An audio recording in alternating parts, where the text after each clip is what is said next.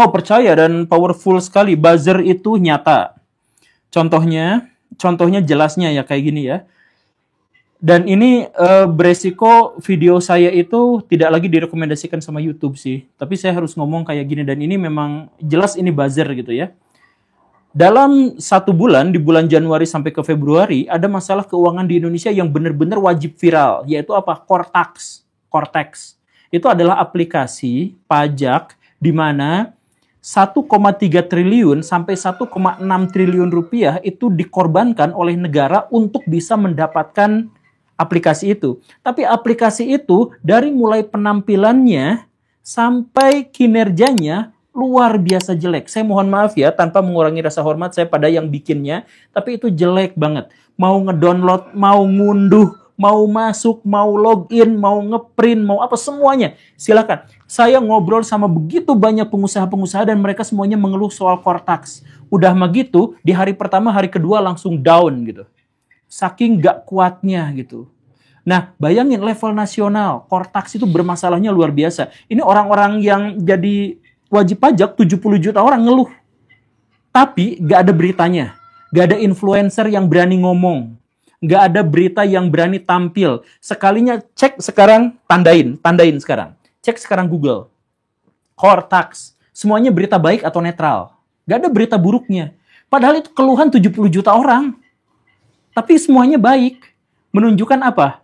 Menunjukkan di situ ada buzzer. Dan saya bisa buktikan, nanti ada aplikasinya, saya bikinkan aplikasi itu. Teman-teman saya bikin aplikasi yang namanya Enigma itu. Itu bisa, misalkan di analisis itu, satu minggu pertama misalkan itu Cortex itu jelek. Minggu berikutnya tiba-tiba jadi bagus sentimen-sentimennya. Karena buzzernya gila luar biasa itu.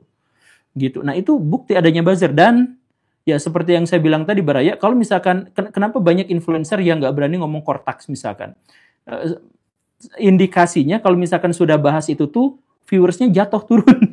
Ya karena juga ya saya nggak tahu ini apa hubungannya, cuman saya ngobrol sama teman-teman di YouTube gitu, memang ada ada buzzer-buzzer yang memang tujuannya adalah untuk itu gitu. Untuk membuat kerusakan gitu. Makanya cek aja sekali lagi Cortex itu kok nggak viral gitu. Ya, karena buzzer. Nah itu contoh betapa kuatnya buzzer. Atau yang pernah dulu saya singgung itu soal Rohingya. Orang Rohingya dari demikian buruknya, demikian baiknya masyarakat Indonesia terhadap mereka, langsung tiba-tiba menjadi buruk luar biasa. Itu kan mau uji data, hayu. Kan itu ada juga datanya sudah ditampilkan oleh Ibu Najwa Shihab dan tim kalau nggak salah. Ya bahwa ada gerakan-gerakan buzzer khususnya di TikTok itu untuk mempengaruhi massa agar mereka membenci orang-orang Rohingya. Bahkan banyak bikin video yang secara eksplisit dibuat sengaja untuk memfitnah mereka. Jadi ada orang Rohingya ngomong, ditanya, kamu tidak apa-apa dengan nasi segitu? Ya tidak apa-apa. Tapi dinarasikan, oh segini kurang, nggak cukup. Itu fitnah, berani memfitnah, itu buzzer tuh. Saya nggak tahu itu dosanya kayak gimana orang. Dan akhirnya apa? Orang-orang Rohingya yang fakir miskin, yang kelaparan, yang apa segala rupa ya akhirnya kabur. Ya sebenarnya ini dalam tanda kutip untuk tujuan untuk apa ya? Ya kalau misalkan kita tampung juga kita nggak akan sanggup untuk itu gitu. Tapi di satu sisi kita tuh nggak sanggup, tapi di sisi lain kita tuh ada hubungan seagama gitu, jadi harus menolong, tapi nggak cukup. Jadi akhirnya dibikinlah narasi yang semacam itu gitu. Kalau menurut Ibu Najwa Shihab dan teman-teman itu alasannya adalah gara-gara alasan politik. Jadi partai-partai politik itu membawa isu pengungsi sama seperti yang terjadi di Amerika Serikat. Gimana caranya supaya Donald Trump menang misalkan dalam pemilu, ya salah satu sentimen yang dia bawa itu adalah penolakan terhadap pengungsi gitu, atau penolakan terhadap imigran. Begitu. Berarti buzzer itu nyata adanya ya, Nyata, teman-teman. nyata. Jadi makanya yang saya bilang sebelumnya itu, jadi kalau misal ya Israel, Amerika Serikat mau mengambil alih Gaza, mereka tidak usah menunggu orang-orang Israel, orang-orang Palestina mengungsi. Mereka tuh dengan tangan besi bisa aja melakukan hal itu secara sekaligus gitu. Nah, yang Donald Trump sampaikan itu mungkin saja memang benar-benar menjadi kebijakan Amerika Serikat. Karena Donald Trump itu adalah orang yang ekstrim. Donald Trump itu adalah orang yang punya nyali untuk ngambil tindakan-tindakan signifikan. Nggak kayak Joe Biden gitu, yang pikun gitu.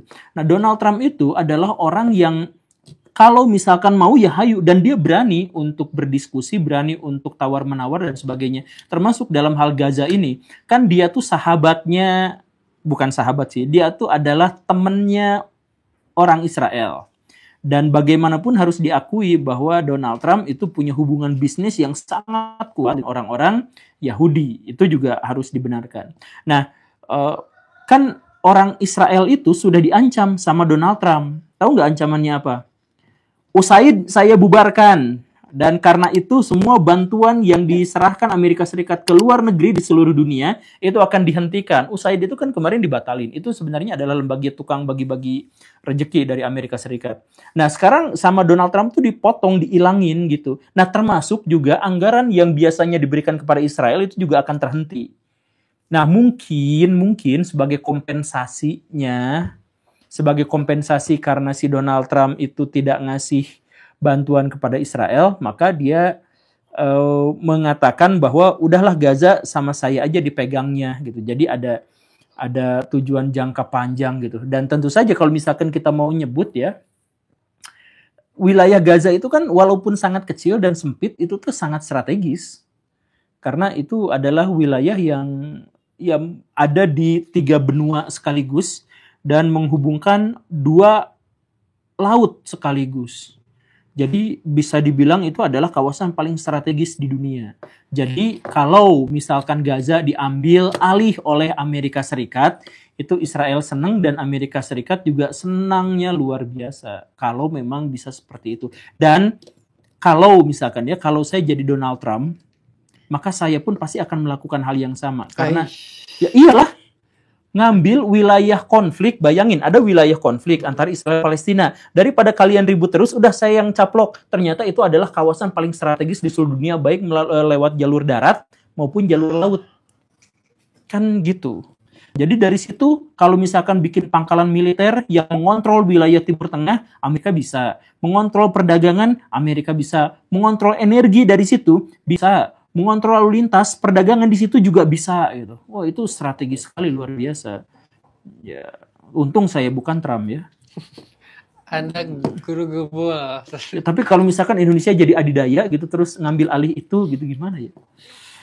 Terus demi kepentingan bersama gitu, demi kepentingan baik, bukan kepentingan orang tertentu atau pihak tertentu gitu. Itu kayaknya keren sih. Ya semoga Indonesia jadi negara adidaya kelak.